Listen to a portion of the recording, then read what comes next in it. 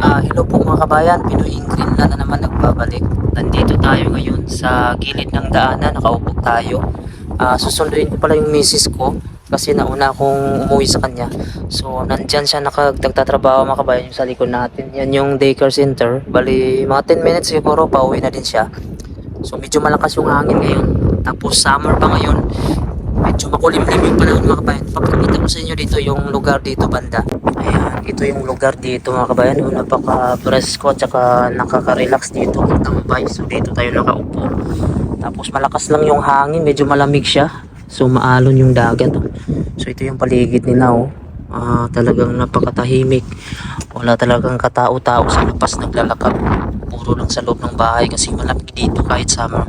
Tapos yung mga kanal dito, ano, yung mga damo-damo nila dito mga kabayan, parang magkapareho lang din sa atin yung mga damo na to. Ayan, para siyang mga karabaw grass ba yan? Pero mga bulaklak yan. Ito mga bulaklak to. Kaso lang walang init kasi ngayon di siya lumalabas. Pagka may init lumalabas itong mga yellow na to. Ayan.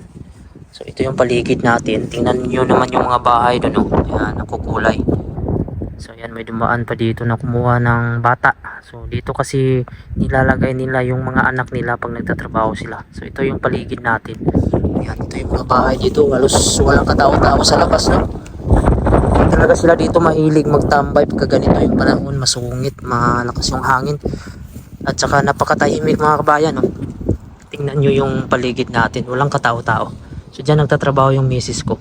Tara, lakad-lakad tayo doon sa unahan. Ipapakita ko sa inyo dito yung lugar mga kabayan. Yung tsura talaga dito ng Greenland. Ayan. Ito lang yung kuha nila, oh. Yung highway nila. Pareho lang din sa atin. Semento lang naman dito. Espalto. Tapos, ayan oh. Walang kalupa-lupa. Puro mga bato. Nakatayo yung bahay nila sa ibabaw ng bato. Tapos, tingnan nyo yung mga pader ng bahay nila, oh. Mga kahoy. Tapos, dito ano, yung pundasyon mga kabayan. Tingnan nyo. Ayun, yung pundasyon, yung halugulak lang pinatong yung kahoy. Ganyan lang yung kasimple yung bahay. Yan yung mga sinauna dati mga kabayan, ha. Yan yung mga bahay ng mga sinauna. Pero ngayon, mga building na tinatayo namin dito. Hindi pa naman labasan ng misis ko, mga 10 minutes pa siguro. Ayan, napakaganda ng lugar mga kabayan, oh. Napakatahimik. Tapos may mga ibon din sa baba. Ayan, yan lang yung mga tumutubo lang mga kahoy. Mga damo lang yan mga kabayan. Pero pagka lalabas yung init, lumalabas tong mga bulaklak. Ayan. Ayan yung paligid natin. Oh. Sobrang daming bahay dito. Nasanok kasi tayo.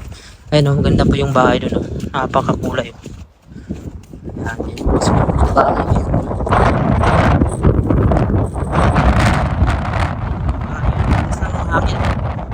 Ayan.